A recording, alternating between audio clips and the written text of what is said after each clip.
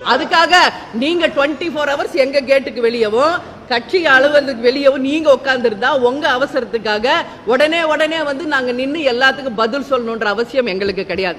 இது கட்சி, இது தலைமைக்கு கட்டுப்பட்ட ஒரு ராணுவ கட்டுப்பாடான கட்சி. 24 hours கேட்லயே உட்கார்ந்து இருக்கீங்கன்றதால நாங்க ஓடி வந்து எல்லாத்தையும் சொல்லிட்டு இருக்க முடியுமா? இல்லை, அதுவும் எங்க தலைமை சொன்னால் மட்டும்தான் சொல்ல முடியும். எங்கள் தலைமை எப்போ அதற்கான விளக்கத்தை திருமதி அந்நியர் அவர்களுக்கு ஒரு தாழ்மையான வேண்டுகோள். தேமுதிக தொண்டன் என்ற அடிமட்ட தொண்டன் என்ற அடிப்படையில் தயவு செஞ்சு அந்நியார இந்த எச்ச மீடியாக்களை கொஞ்ச நாளைக்கு புறக்கணிச்சிருங்க. ஏன்னா நீங்க அவங்களுக்கு ரெஸ்பெக்ட் கொடுத்து மரியாதை கொடுத்து நம்ம தலைமை அலுவலகத்துக்கு வர வச்சு சாப்பாடு போட்டு நீங்க மரியாதையா அவங்களுக்கு நீங்க பேட்டி கொடுக்கும்போது அவங்க அதை மதிக்கிறது இல்லை.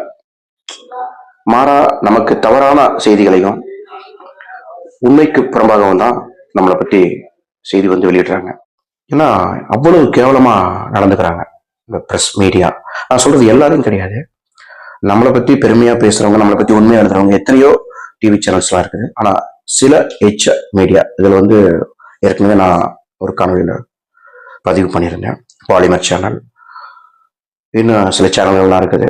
அது சொல்றதுக்கு அருவருப்பா இருக்குது. அந்த மாதிரி டிவி சேனல்களை வந்து நம்ம தேசிய முற்போக்கு திராவிட கழகத்தின் தொண்டர்கள் அனைவருமே புறக்கணிச்சிருங்க. தினமலர் வாங்கி படிக்காதீங்க. ஏன்னா இவங்க எல்லாருமே உண்மைக்கு புறம்பாதான் நம்ம தேமுதிக பற்றி எழுதுறாங்க, பேசுறாங்க. அந்நியர் அவர்களே, உங்களுக்கு பக்கபலமா நாங்க இருக்கோம், தேமுதிக தொண்டர்கள் நாங்க இருக்கோம். நீங்க கோபமே பட வேண்டாம். மீடியாக்கள் வந்து நம்ம தலைவரை எந்த அளவுக்கு கேவலமா சித்தரிச்சு மீம்ஸ் கிரியேட் பண்ணி இந்த தமிழ்நாட்டு மக்களுக்கு ஒரு பேசும் பொருளா மாத்தினாங்களோ அந்த மாதிரி உங்களையும் பண்றதுக்கு அவங்க முயற்சி பண்ணிட்டு இருக்காங்க. கேவலமான ஊடகங்கள் கேட்கிற கேள்விகளுக்கு நீங்க தயவு செஞ்சு பதில் எதுவுமே சொல்ல வேண்டாம்.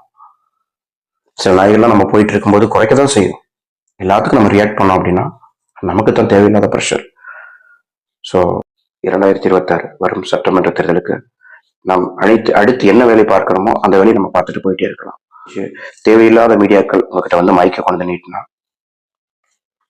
ஒரே வார்த்தை சொல்லியிருக்கேன், நமது தலைவர் கேப்டன் மாதிரி நீங்களாம் மீடியாவாடா எச்சடா அப்படின்னு துப்பிட்டு வந்துடுங்க. நீங்க அவங்களுக்கு மதிப்பு கொடுக்காதீங்க. அவங்க அந்த மரியாதை இழந்து ரொம்ப நாள் ஆச்சு. நமக்கு அவங்க தேவையே கிடையாது. நாங்க இருக்கோம். நமது கழகத்தினுடைய உண்மையான செய்திகளை வெளியில் கொண்டு வரதுக்கு நாங்க இருக்கோம். நீங்க எதுக்குமே கவலைப்படாதீங்க.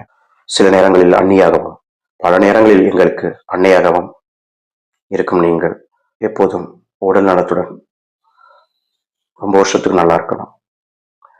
சில இந்த மாதிரி எச்ச ஊடகங்கள் கேட்கிற கேள்விக்கு நீங்க பதில் சொல்லி உங்க உடம்ப நீங்க கெடுத்துக்க வேணாம்.